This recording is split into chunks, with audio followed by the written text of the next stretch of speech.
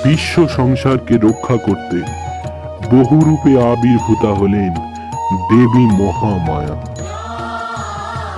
তিনি ভণ্ডাসুর নিধনকারিণী ললিতা ত্রিপুরা সুন্দরী, মধুকৈটব বদে মহামায়া।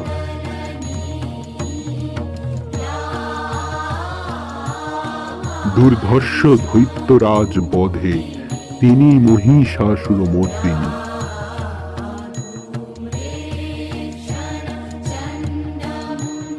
চণ্ড মুন্ড রক্তবীজ বধে তিনি করাল বদনা ভয়ঙ্করী দেবী কালিকা।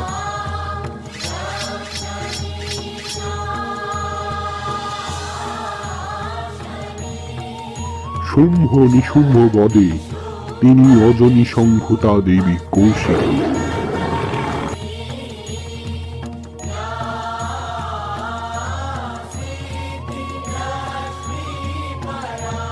দুষ্টের দমনে আর শিষ্টের পালনে যুগে যুগে আবির্ভূত হন তিনি। তিনি আদ্যা শক্তি, পরমা প্রকৃতি, মহামায়া।